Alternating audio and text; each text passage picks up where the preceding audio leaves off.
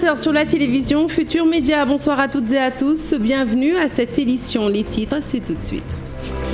Le poste de Premier ministre ressuscité. En attendant de savoir qui va en hériter, la polémique enfle au sein du landerneau politique.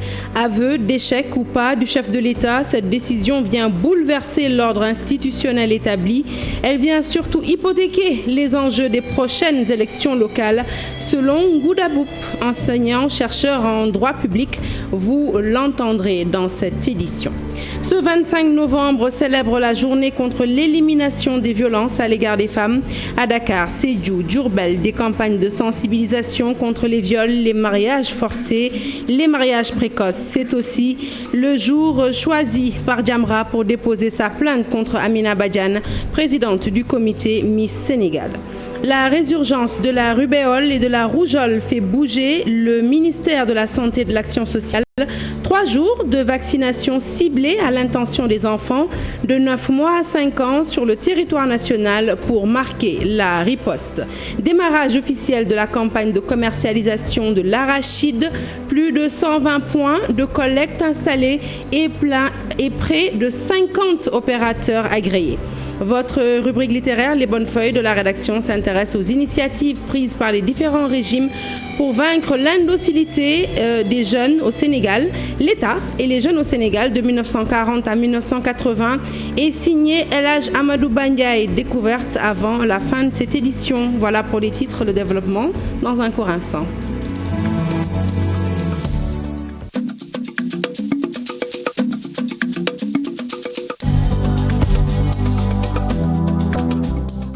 Rebonsoir à tous. La volonté du chef de l'État de restaurer le poste de Premier ministre suscite une vague de réactions. Au sein de l'espace politique, plusieurs interrogations. D'abord, que cache cette décision à 2 mois des élections locales et surtout, pourquoi cette volonté encore de toucher à la Constitution?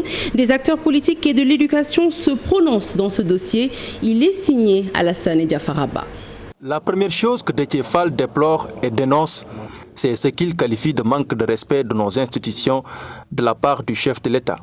Regretter, comme tous les Sénégalais, le fait que la suppression ou le retour du poste de Premier ministre ne dépendent qu'exclusivement de la volonté du président Macky Sall, mais également des querelles à l'intérieur de son parti, des querelles de positionnement. Ça montre encore une fois les relations délictuelles qu'il a avec nos institutions, avec la Constitution, avec les Sénégalais, et que c'est son intérêt personnel, les réalités de son parti, qui sont beaucoup plus au-dessus des réalités socio-économiques du pays. Un sentiment qu'il partage pratiquement avec le secrétaire général du SAEMS. Saourou Sène digère mal le fait de vouloir se jouer de notre Constitution, comme il le dit. Si maintenant les politiques l'utilisent comme bon leur semble, selon leur gré, selon leurs appréciations de la situation du moment, le caractère sacré du texte disparaît.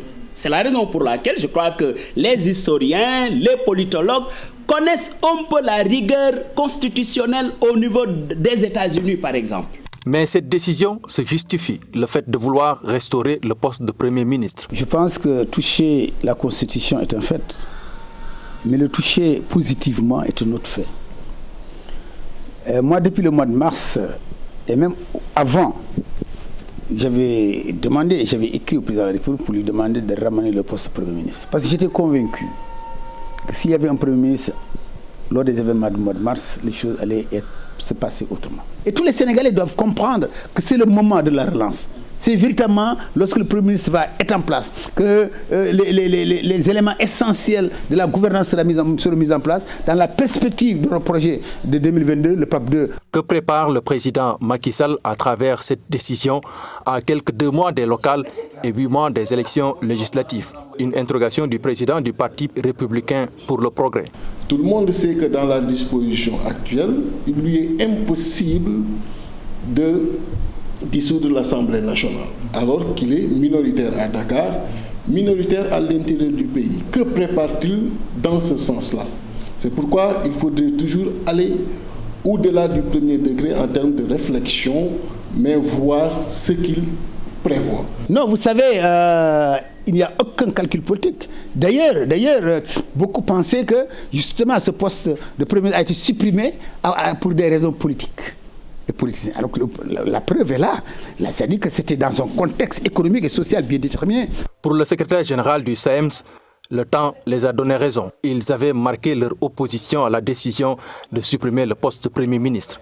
Et d'ailleurs, le protocole d'accord que nous avons signé avec le gouvernement du Sénégal disait, pour le dernier point, que le Premier ministre, chef du gouvernement, doit assurer les travaux du monitoring. C'est lui qui préside les monitorings. En le disant, on n'a pas besoin d'être un politique ou un analyste pour pouvoir comprendre les choses.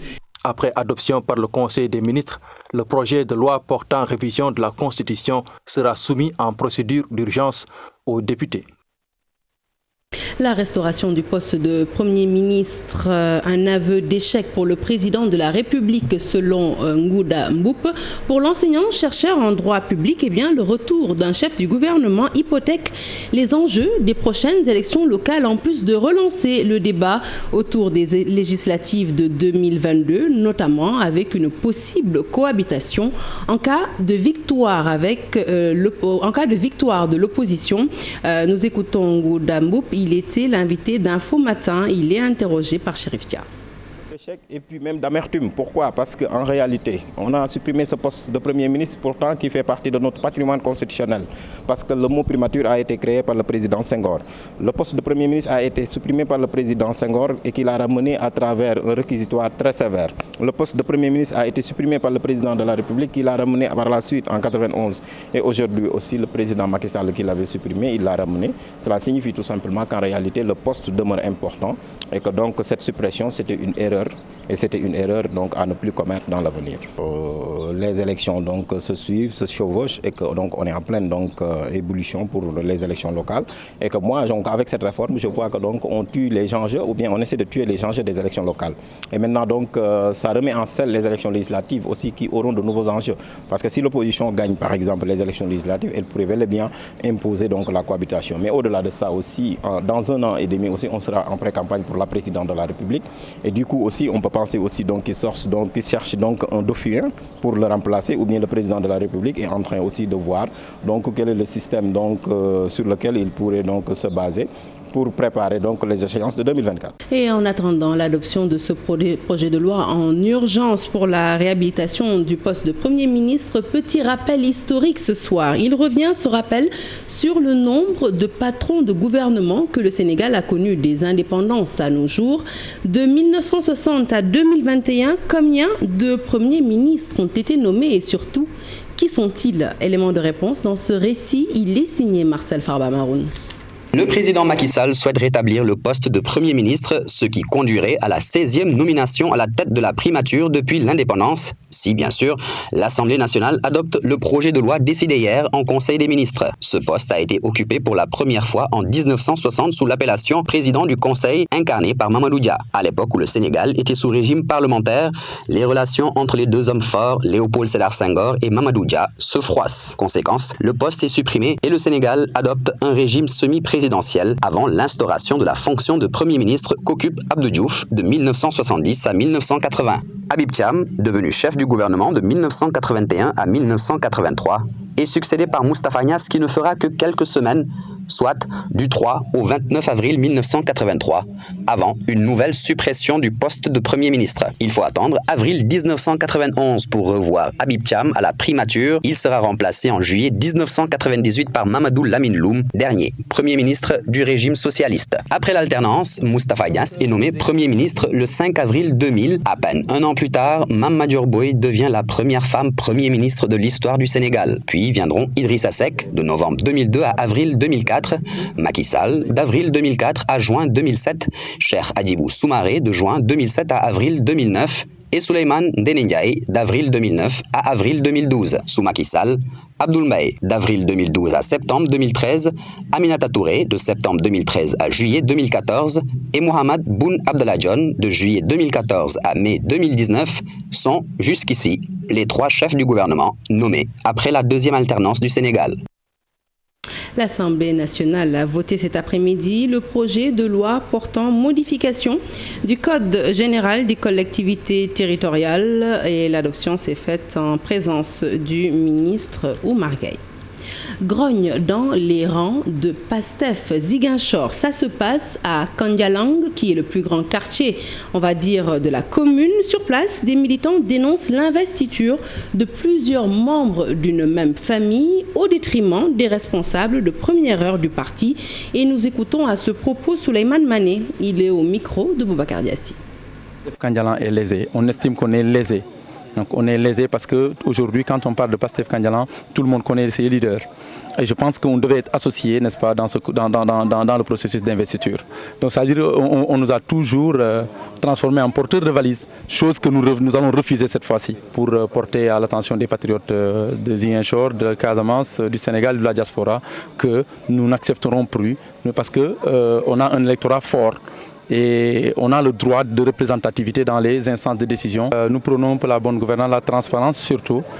Et que nous avons vu que mais nous avons tout de suite compris que les agissements étaient aux antipodes un peu de l'idéologie du parti. Cette fois-ci, il s'agit d'investiture et les listes, grande a été notre surprise lorsque nous avons vu ces listes, qu'il y avait beaucoup de népotisme, il y avait beaucoup de clanisme. Et le système même de choix était opaque. Et ces listes-là, nous sommes toujours en train de les analyser parce qu'il y a des irrégularités. Et nous reparlons de l'affaire Miss Sénégal après des centaines de plaintes déposées sur la table du procureur de la République ce mercredi. L'ONG Jamra entre dans la danse. Elle a déposé également sa plainte contre Amina Badiane, laquelle offrira justement à toutes les victimes l'opportunité de venir témoigner de vive voix auprès du juge d'instruction l'enfer et les humiliations qu'elles ont vécues, selon Mme Maktar Gueye, donc de l'ONG Jamra. Et c'est une bonne transition pour parler justement de la célébration ce jeudi 25 novembre de la journée internationale pour l'élimination des violences à l'égard des femmes. Au Sénégal, le constat est malheureux. La violence psychologique gagne du terrain au sein des ménages avec des conséquences désastreuses sur les femmes. Nous écoutons Ibrahima Meng, il est sociologue de profession. Il est au micro d'Ibou Diouf. Les femmes acceptent la violence et le comportement du mari. Les femmes mariées acceptent de se soumettre aux exigences de leur époux pour des raisons sociales et religieuses. Le type de violence psychologique le plus durement vécu est l'abandon de façon générale, mais surtout l'abandon au profit de la coépouse. La plupart des victimes disent ne pas être soutenues par leurs propres parents et souvent par leur entourage en général. Diourbel, parmi les régions les plus impactées en termes de violences faites aux femmes et aux filles, l'ONG Power to Youth y mène un plaidoyer pour enrayer les fléaux liés au mariage précoce, mais aussi aux grossesses non désirées. Babacar Diouf pour les détails. Les jeunes des 3 départements de la région de Diourbel sont moins épanouis que leurs camarades des autres régions du Sénégal.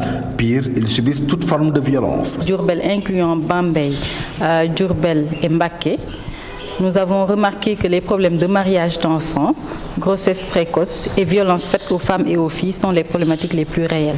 Donc c'est pour cette raison que nous avons décidé de mettre en œuvre le projet Power to Youth dans le district de Bambey, surtout pour apporter notre contribution pour la réduction de ces pratiques néfastes.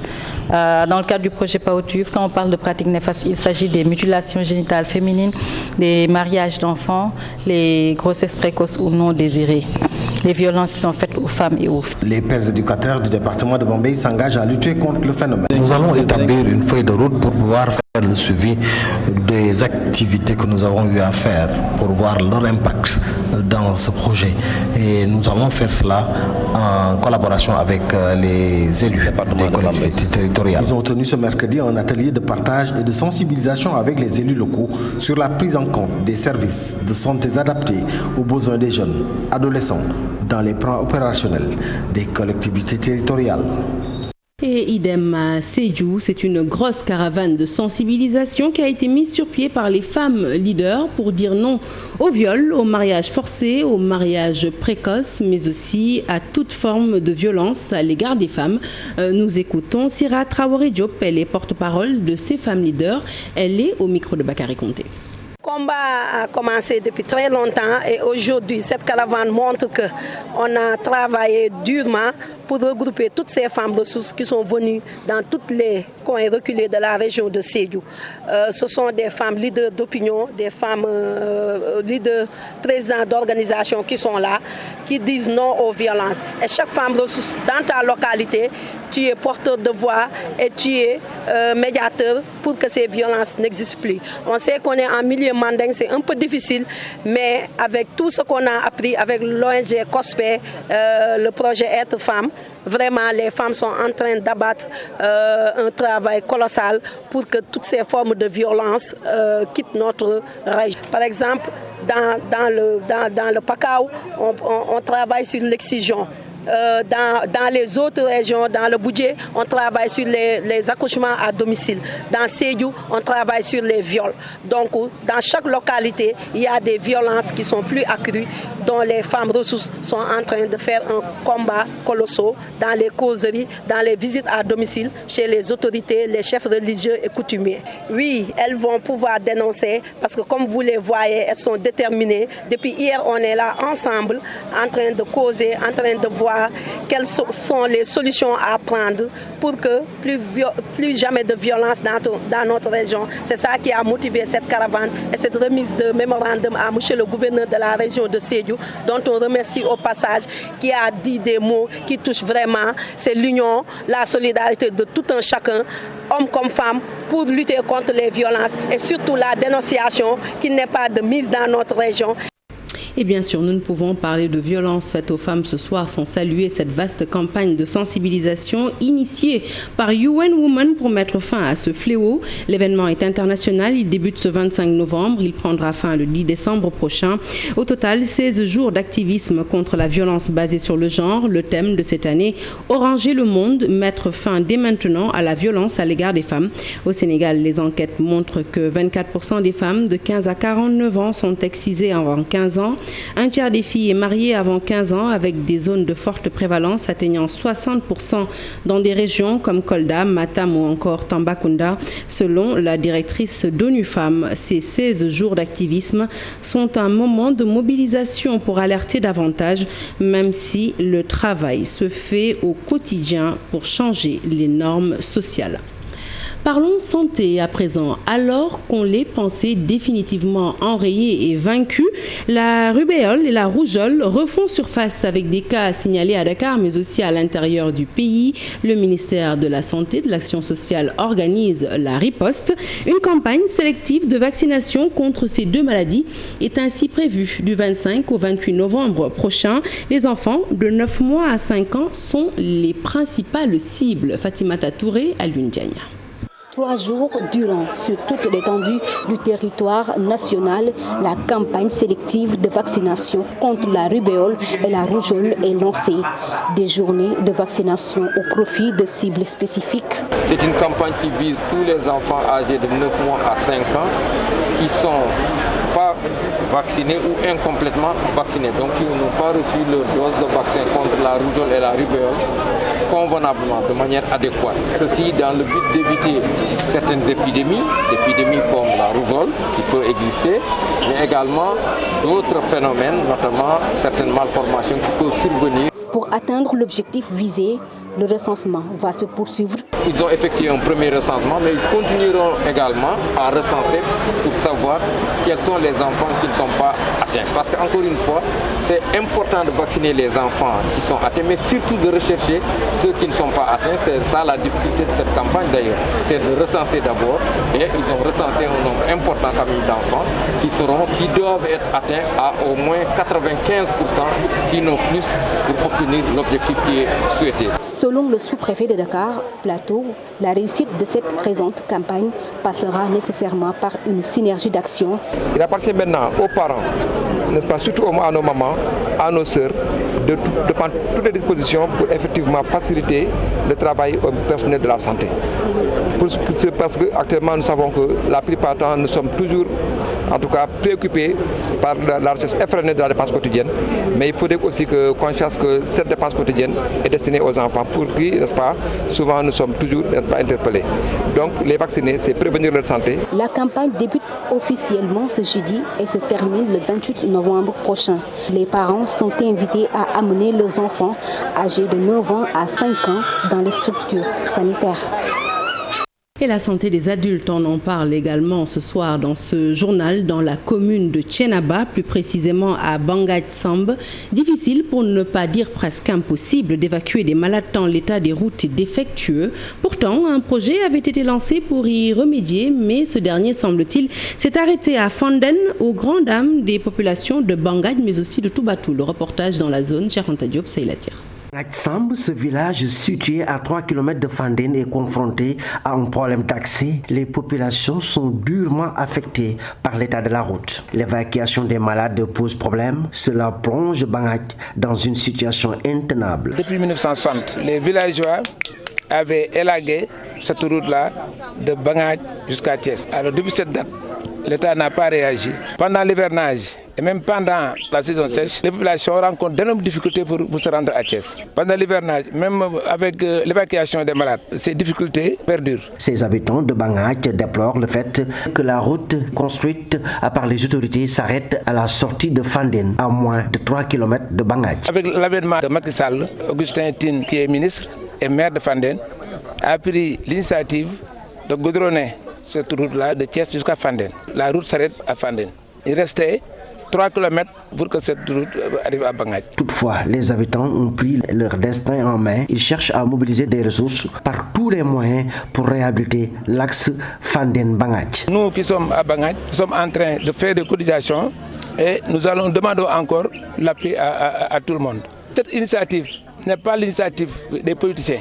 Ce sont les bonnes volontés, ce sont les villageois qui se sont mobilisés pour essayer de régler ce problème. Bangadj se situe dans la commune de Thiénaba et à quelques encablures de Fanden. Les habitants de ce village ont misé sur la solidarité pour sortir Bangadj de son enclavement. Je vous l'annoncer en titre, démarrage officiel de la campagne de commercialisation de l'arachide à Louga. Toutes les mesures sont prises pour son bon déroulement. Au total, plus de 120 points de collecte ont été installés, plus de 40 opérateurs identifiés. Au niveau de la Sonacos, déjà, plus de 150 tonnes ont été réceptionnées. Nous écoutons Dame Touré, il est directeur de la Sonacos Louga. Je viens de dire, les équipements sont déjà rénovés et mis en place. Donc le matériel, comme vous le constatez, le matériel de réception est rénové et mis en place. Bon, donc, et le personnel aussi est mis en place, et est en train d'être mis en place. Donc aujourd'hui, si nous avons suffisamment de camions, nous pouvons réceptionner jusqu'à 60 jours. Et en plus aussi, les fonds sont disponibles au niveau de nos banques locales. Parce que cette année, les chèques sont établis au niveau de Louga. Donc dès qu'un opérateur de décharge, aujourd'hui, le lendemain, il est payé. Donc nous avons reçu à peu près 150 tonnes. Bon, c'est vrai que la campagne a démarré aujourd'hui, donc aujourd'hui nous avons réceptionné à peu près 100 tonnes. Mais aussi, comme je l'avais dit tantôt, nous avions donné des semences à des opérateurs, à des producteurs, donc on est en train de récupérer aussi ces remboursements-là. L'année passée, nous avions attribué 120 points aux opérateurs. Cette année aussi, nous avons attribué 120 points à une quarantaine d'opérateurs. De l'agriculture, nous passons à l'élevage. Vous le savez, en prélude à la journée nationale de l'élevage célébrée ce 27 novembre à Dara, la rédaction vous propose depuis quelques jours une série de reportages autour du secteur. Et bien, ce soir, nous allons à la découverte du centre d'amélioration génétique niché au cœur du centre de recherche zootechnique de Dara. Il a pour vocation, ce centre, de développer la pratique de l'insémination artificielle. Immersion au cœur de cette infrastructure utile pour les éleveurs avec Mamadou Moustapha Ndiaye et Sidi Thiam.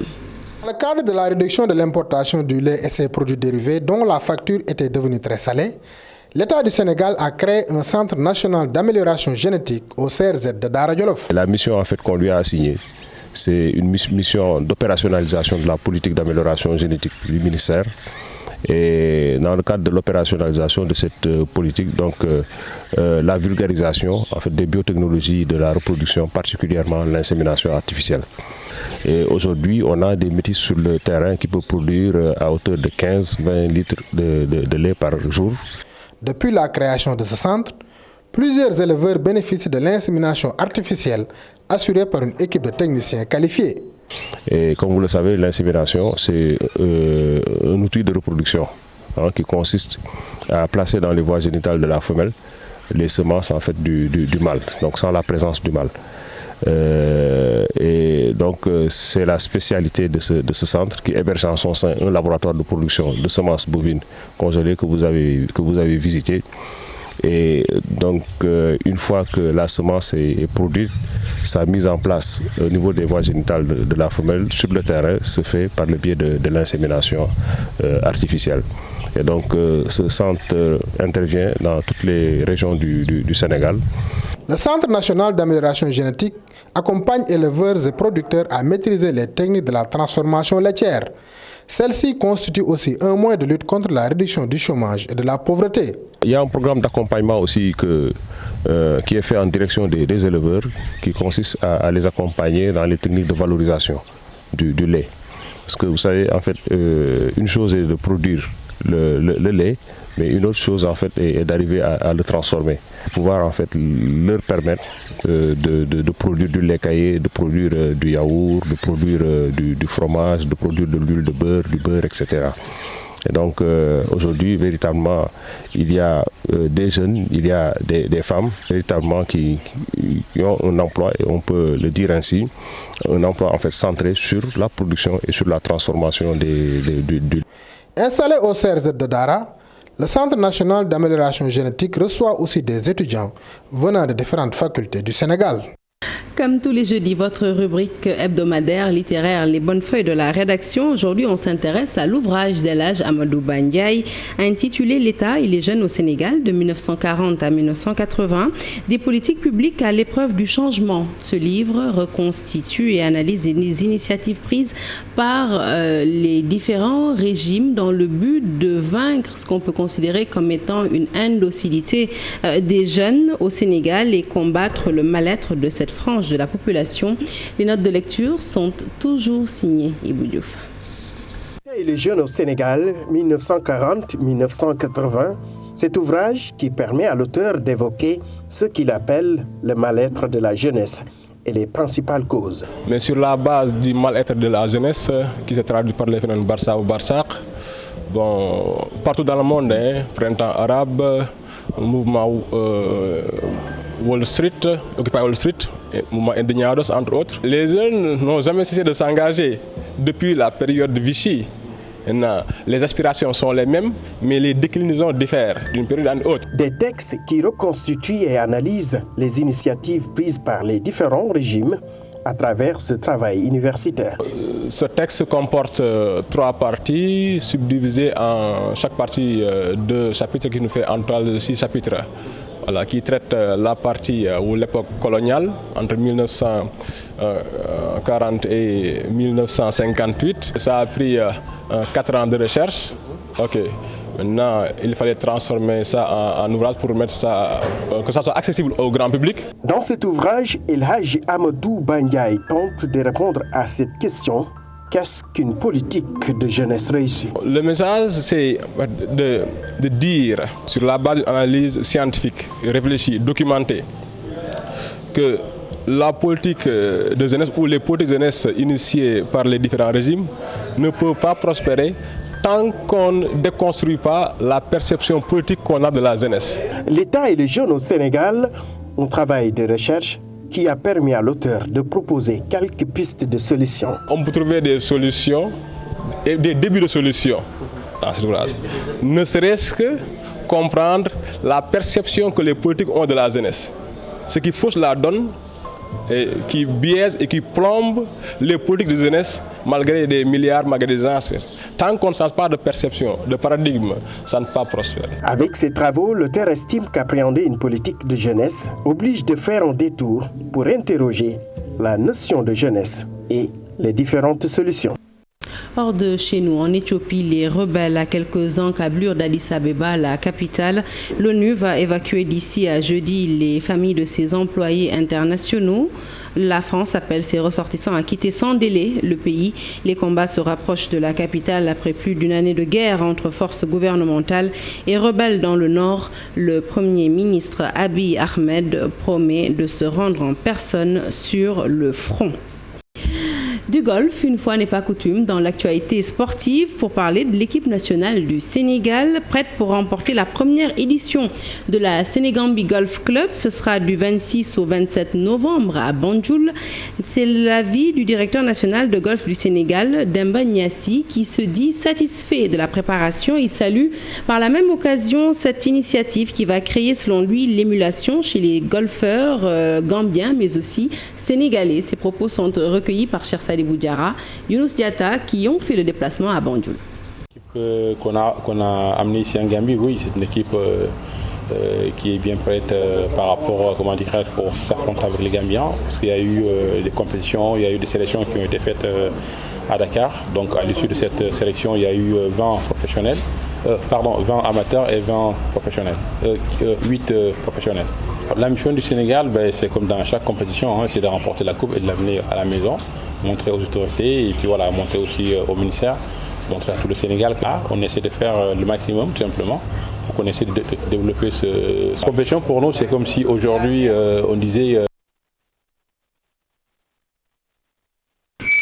Fin de cette édition, merci de l'avoir suivi. L'actualité se poursuit sur toutes nos plateformes digitales. Tout de suite après moi, retrouvez Binta Diallo, Ndeye Fatou Niang dans Soir d'Info. Elles reçoivent ce soir Babacar Gueye, ancien ministre, ancien député. Excellente suite des programmes sur la TFM. Excellent week-end.